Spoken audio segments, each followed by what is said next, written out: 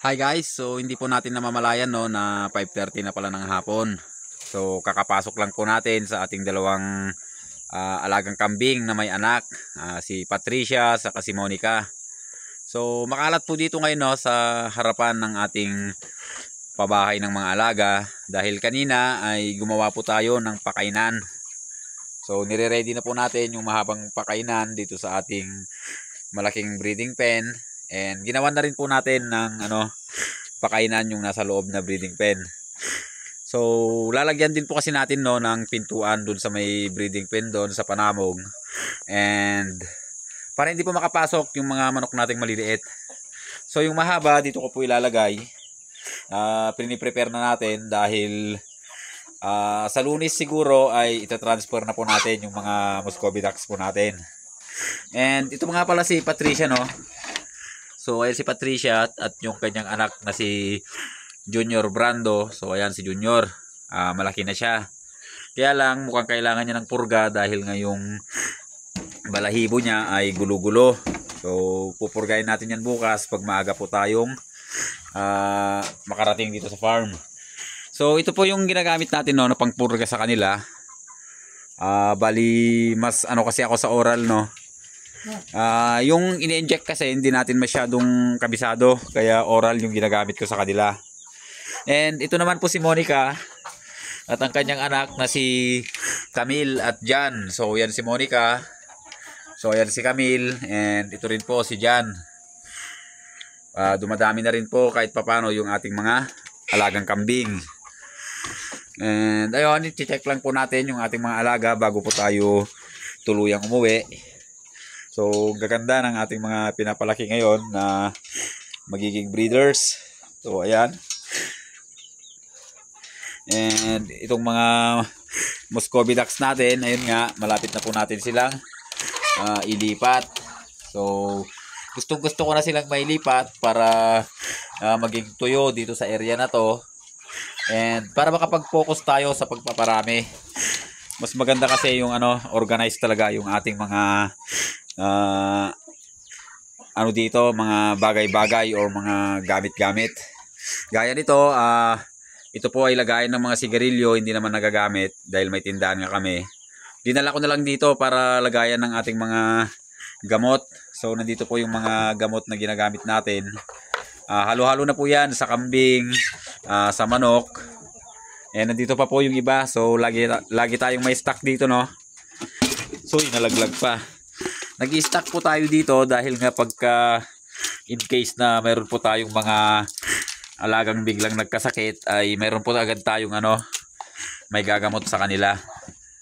And syempre mga vitamins. So makalat pa itong natin, unti-unti kasi nating inaayos no. And yung itlog natin bago tayo tuluyang umuwi, ipapaikutin muna natin. So puntahan po muna natin no yung naging accomplishment ngayong araw. At kung bakit nasabi kong by this coming Monday ay baka pwede nang i-transfer itong ating mga alagang Muscovy ducks. And ito na rin po yung 6. Malalaki na rin sila. So sobrang takaw nila at grabe sila sa tubig. Kaya basang-basa lagi dito. So pag natanggal to no, dahil ililipat nga natin, gagawin natin tong pen ng mga Brahma natin. So ayan, and gagawa po tayo ng ibang daan para papunta dito sa kabila. So itong daan natin is unti-unti din nating i-improve para madali lang yung ating pagpunta dito sa pabahay ng ating mga alagang pato. So ayun, nandito na nga tayo. So ito po no yung naging accomplishment or nagawa natin ngayong araw, bukod po dun sa mga ginawa nating pakainan. Bali nalagyan ko na po ng bubong itong natin, pabahay. So nahirapan po tayo dahil wala tayong kasama. Akyat baba po tayo para wala kasing mag-aabot, kaya akyat baba tayo. So ang kagandahan naman, kahit wala akong kasama ay natapos ko rin po siya. And mabuti na lang nagdesisyon ako na ako na lang gagawa kaysa hintayin pa natin yung ating kasama dito na gumagawa dahil nga busy pa siya sa sa bukid, sa palayan. So kaya tayo nadidelay dahil sa paghihintay sa kanya. And kaya rin pala natin gumawa. So siguro sa mga susunod, unti-untiin ko na lang na akong gagawa para kahit papaano mapabilis yung ating pag-i-improve dito sa ating area. So ayan, kung makikita nyo may bubong na siya. And ang gagawin na lang natin bukas ay lalagyan natin ng lupa dyan sa loob para pumantay, and dito ko binabalak kunin yung lupa sa harapan niya. Kasi dito sa may bandang unahan, ang balak kong ilalagay dyan ay yung tarapal na itim. And yung ano sa tabako dahil nga sa matibay yon. So kahit na wala pa yung net natin dito, no, dahil dito ko binabalak yung net dito sa area na to. So ita-transfer na po natin yung ating mga alaga. And habang ginagawa natin yung net, unti-unti na rin po nating linisin itong mga nakakalat dito. Dahil balak ko rin pong taniman to ng mga gulay. Or kung hindi man gulay ay mayroon kasi tayong ano dyan, buto ng pakwan. So yun siguro yung itatanim ko dito. And ayun, unti-unti natin talagang improve itong area. Ito yung mga kinahoy ko. Dito, kitang-kita nyo naman nakalinya na tayo. So balak ko itong linya na to hanggang dito sa may dulo. Ito muna yung unahin nating i-improve, linisan. And pag nataniman natin, mag-proceed tayo dyan sa second layer, dun nga sa pabahay ng ating tupa. And isisingit na rin natin yung pabahay ng ating kambing at saka yung native na baboy. So pag nandito na kasi lahat, isa na lang po yung ano natin, yung focus natin na area. Mas marami na po tayong magagawa. So yung paglilinis-linis lang is napakalaking bagay na yon. So pag pupunta kasi ako sa harap, medyo may kalayuan, magpapakain ng mga native na baboy, tapos babalik na naman ako dito. So time consuming din po. So sayang yung oras. So muntik pa tayong nadapa, no. Ayun, bali hindi naman siya ganun kaluwag, no, dahil nga sa magsisilbi lang naman ito na shelter nila pag gabi. And syempre dito natin ilalagay yung paitlugan. So ayusin na po natin yung paitlugan, no, dahil marami naman tayo dito gagamiting ano, slab.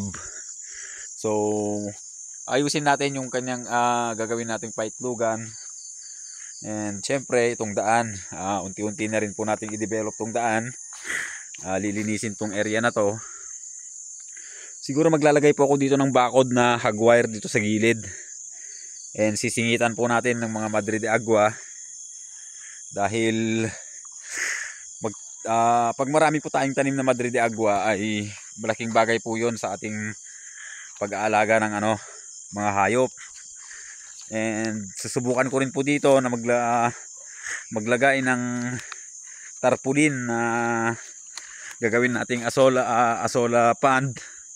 So lahat po ng mga bagay na pwede nating magawa para makatipid sa konsumo ng feeds ay gagawin po natin. So sana magawa natin, no, dahil wala tayong kasama. And yung mga tanim ko dito na Madre de Agua, so magaganda na.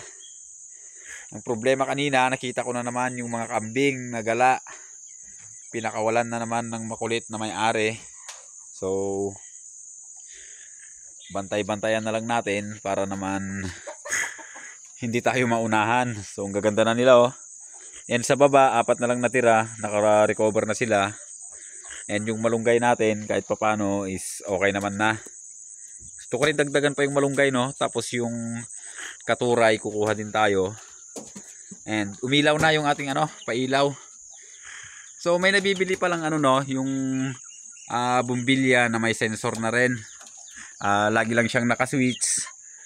At pag na-detect niya na ano na, madilim na, kusa na lang siyang sumisindi. So yan yung mga Brahma natin, no, hindi makita. And pagka maliwanag naman ay kusa na siyang namamatay. Pero dapat dun sa main na pinaka-switch niya ay laging naka-on para maano siya, magkaroon ng power. So yung panabong okay naman. Magbabaliktad na lang po tayo ng itlog. So, unti-unti na po no na nagagawa natin yung mga pabahay ng ating alaga, and na-improve na po natin itong area kahit papano. So, sayang talaga no. Napakatagal ng paghihintay natin, kaya rin pala natin gawin na kahit na ako lang mag-isa. So ayan, 30 pieces na itlog panabong no, bali pure white kelso and green-legged hatch yung natin, pinagkuhanan ng itlog na to. Tapos nandito po yung kalabasa na ipapakain natin sa ating mga alaga bukas, dahil nga sa sobrang mura ngayon ng kalabasa, pinamimigay na lang. So ayun, maganda naman para may pakain tayo sa ating mga alaga. And ayun, check. So ayun, medyo okay na dito sa ating area. Tayo na naman po ay uuwi, at bukas po ulit kita-kita po ulit tayo dito sa aming channel. So kung hindi pa po kayo nakakapag-subscribe, ay paki-consider na rin pong mag-subscribe, and paki-like na rin po itong aming video, dahil malaking bagay po yan sa kagaya kong nag-uumpisang content creator.